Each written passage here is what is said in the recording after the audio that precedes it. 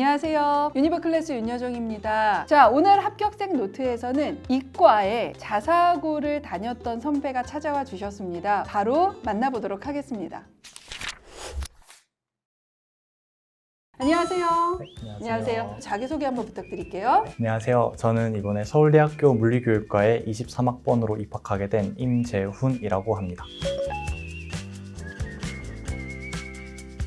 이렇게 유니버 클래스의 후배들을 위해서 이렇게 출연을 결정하게 된 뭔가 이유가 있을까요? 사실 저도 학종을 준비할 때 유니클래스 같이 다양한 유튜브를 참고하거나 인터넷을 참고하기도 했는데요. 후배들 중에도 저 같은 케이스가 있을 텐데 후배들에게 도움이 될 수 있는 기회가 있어서 유니클래스에서 그렇게 참여할 수 있었으면 좋겠다 해서 지원하게 되었습니다. 감사합니다.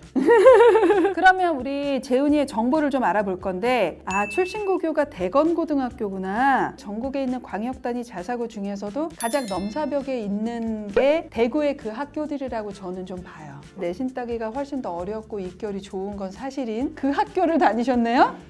대건고, 네. 자, 우리 학교 정보 좀 알아봤으니까 본격적으로 재훈 학생이 어떻게 서울대를 합격했는지 합격 비법에 대해서 한번 얘기를 해보려고 해요. 일단 첫 번째 합격 비법은 뭐였을까요? 우선 첫 번째는 수시 카드를 조금 전략적으로 분배를 했다는 것인데요. 저는 처음에는 수시를 쓸 때 상향으로만 쓰려고 했었는데 제가 9월 모의고사를 국어를 4등급을 받아버려서 이제 수시를 조금 전략적으로 쓸 필요가 있겠다 생각을 했고, 그래서 상향 2개, 적정 2개, 하향, 조금 안정 이렇게 2장을 쓰기로 마음을 먹고 썼습니다. 그러면 상향으로 쓴 카드는 뭐예요? 서울대학교 물리교육과를 일반 전형으로 썼고, 그리고 고려대학교 물리학과를 학업부 수형으로. 그러면 적정이라고 생각한 건? 서강대학교랑 한양대학교였거든요. 그래서 서강대학교 물리학과를 일반 전형으로 썼고, 한양대학교 물리학과를 일반 전형으로 썼습니다. 그러면 안정이나 하향으로 잡은 건 어딜까요? 경희대학교는 네오르네상스 전형으로, 그리고 중앙대학교는 다빈치 영재 전형으로 썼습니다. 자, 그래서 이게 9월 모고가 약간 애매해서 좀 카드를 광범위하게 넓게 쓴 거죠. 서울대부터 경희대까지 좀 넓게 상향, 저정, 안정, 하향을 다 쓰는 전략으로 수시 카드를 쓴 것이 좀 어느 정도 주요했다라고 본인은 좀 생각을 하는 거예요. 결과는 좀 어떻게 나왔어요? 서울대학교 물리교육과랑 서강대학교 물리학과를 최초합했고요.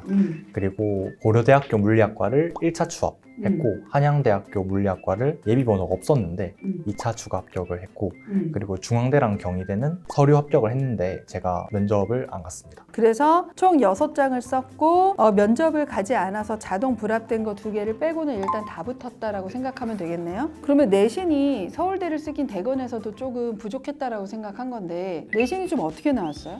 저는 5학기 도합 내신이 2.7로 마무리를 했는데요. 자, 우리 점검학기 좀 보면 1학년 1학기 2.79, 1학년 2학기 2.54, 2학년 1학기 2.15, 2학년 2학기 때 3.56, 3학년 1학기 때 2.5 이렇게 해서 총 내신이 2.7 정도 나왔어요. 내가 서울대에 지원하면 조금 다른 지원자들보다 경쟁력이 많이 떨어지겠다. 이 내신이면은 저희 학교에서는 중경내시 라인을 보통 쓰고, 스카이 같은 경우는 사실 합격 가능성이 그렇게 높지는 않은 내신대입니다. 서울대를 쓰기에 약간 부족했지만 이 내신 등급 받는 건 대건고에서 정말 어려운 일이니까 이 정도 내신 때 나오는 친구들은 어느 정도를 지금 고등학교 들어가기 전에 선행을 했는지 일단 좀 궁금해요. 우선 가장 중요한 게 수학과학 선행일 것 같은데요. 저는 수학 같은 경우에는 수학 상하까지, 그러니까 고등학교 1학년 과정까지만 선행을 했고, 과학 같은 경우는 통합과학까지도 하나도 선행을 하지 않고 입학을 했습니다. 중3 겨울방학 때 뭐 했어요 그러면? 중3 겨울방학 때 그러니까 수상화를 하고 있었죠. 그것만 충실히? 네, 그것만 하고 있었고 다른 선행을 하지 않았던. 이게 되게 드문 케이스인데? 왜냐면 대건고 커리를 보면 2학년 1학기 때 수원수도 물화를 다 해야 돼요. 이 어려운 네 과목을 고1 겨울방학 때 하고 내신을 본 거잖아요. 아니요, 물화는 고1 겨울방학 때 안 했고, 그러니까 그냥 학교 수업 들으면서 환장하겠네. 따라가면서 공부를 했고요. 수원스투 정도만 이제 겨울방학 때. 진짜 그러면 겨울방학 때 수원수투라고 과학은 그냥 진도 따라가서 내가 그걸 충분히 이해하면 할 수 있겠지라고 생각한 거고. 네. 자, 그럼 여름방학 때, 고2 여름방학 때는? 겨울방학 때는 이제 미적을 계속하면서 2학기 때 할 기하를 공부했습니다. 이게 정말 말이 안 되는 거거든요. 거의 현행으로 대건고에서 이 정도 내신이 나온다는 건 선행을 많이 하지 않아서 걱정인 친구들, 혹시 현행으로 이렇게 따라가는 노하우 같은 게 혹시 있을까요? 이미 다 알고 있는 내용이고 어떤 친구들은 여러 번 반복한 내용일 수 있지만 나는 처음 보기 때문에 이 수업 시간을 나는 제대로 들어야 하거든요. 그렇기 때문에 일단 수업 시간에 최대한 선생님의 수업을 집중해서 듣는 게 중요하다고 생각하고요. 수업 시간에 들었다면 그것을 한번 쉬는 시간 정도에 복귀해보는 그 정도가 빨리 네. 즉각 네네네. 내신 기간이 아닐 때의 공부법이었고, 내신 기간은 저는 4주로 잡고 했었는데요. 4주의 내신 기간이 있으면은 뭐 일주일 동안 과학으로 따지면 뭐 개념서를 일주일 동안 보고 한 3주차까지, 그러니까 2주 정도는 이제 문제집을 한 권 풀고 마지막 주차 때 이제 전체적으로 정리를 해나가면서 뭐 학교 기출 문제를 푼다던가 내가 풀었던 문제집에 오답을 한다던가 그런 식으로 체계적으로 내신 기간을 운영하려고 했던 그게 어떻게 보면 노하우가 될 수 있을 것 같습니다. 근데 가장 중요한 건 그냥 그거예요. 다른 친구들이 수업에 집중을 하지 않을 때 집중을 온전히 하는 것과 내가 어차피 나는 처음 들은 거고 다른 애들은 아는 개념이니까 그래서 바로 그 다음에 쉬는 시간에 해당 부분을 바로 복습하고 포인트를 좀 잘 잡아주는 거. 이걸로 선행하지 않은 부분을 좀 만회하려고 했던 거지. 우리 이제 적절한 수식 카드를 썼다라는 것을 재훈이가 이제 첫 번째 비법으로 얘기했고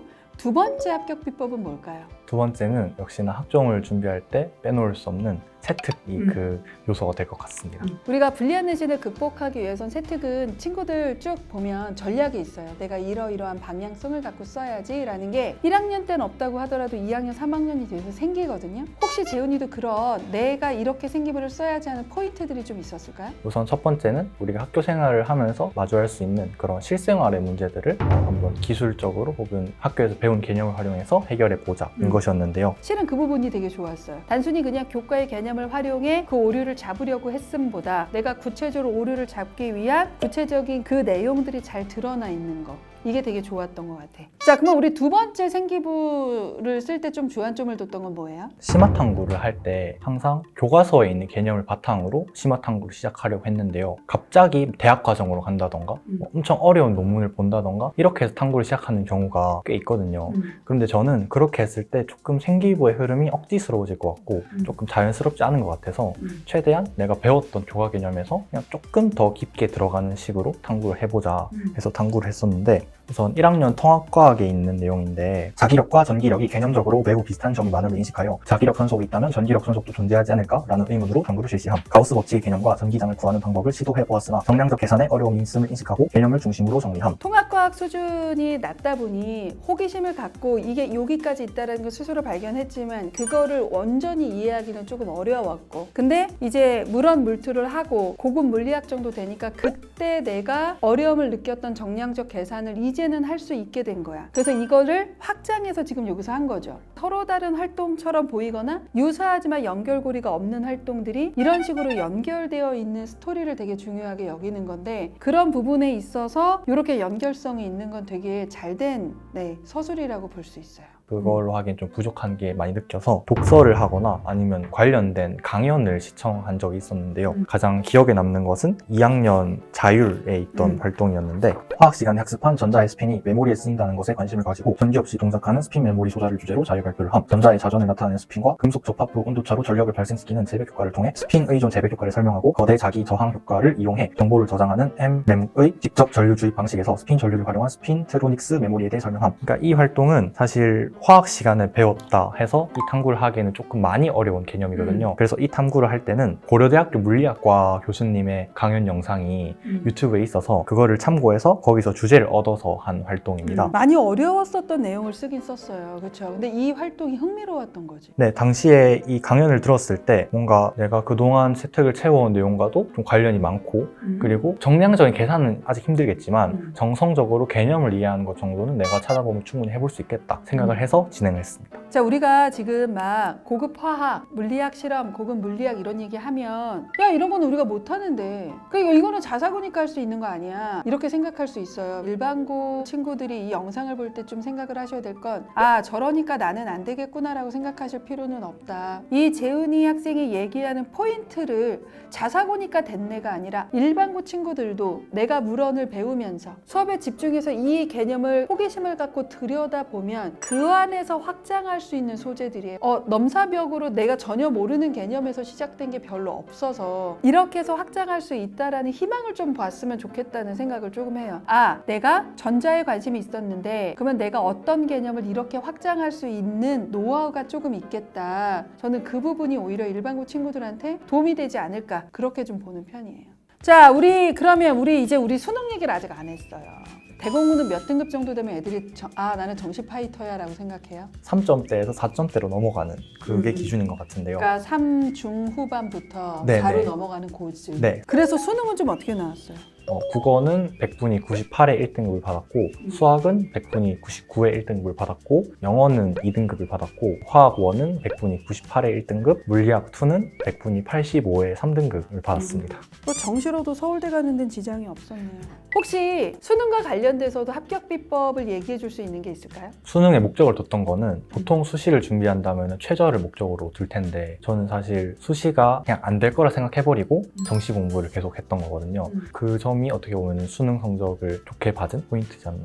오늘 저는 그래도 이과 친구들이 조금 답답하고 막막한 경우가 좀 있어요. 특히 물리도 구체적으로 잘 못 쓰는 친구들 많은데 그런 친구들한테 조금 좋은 팁을 많이 주셔서 이과 친구들한테 좀 도움이 많이 됐을 것 같아요. 수시나 정시 모든 노하우 가리지 않고 신청을 받을 테니까 이거는 학종러들만 쓰는 거야, 신청하는 거야 라고 생각하지 마시고 모든 전형으로 합격한 모든 새내기 2, 3학번 선배들의 신청을 기다리고 있습니다. 자, 그리고 우리 더 유용한 정보를 알고 싶으면 이 영상을 보는 친구들이 해줘야 되는 게 있어요. 부모님들도 그렇고. 그게 뭐죠, 재훈아? 구독, 좋아요. 부탁드리겠습니다. 감사합니다.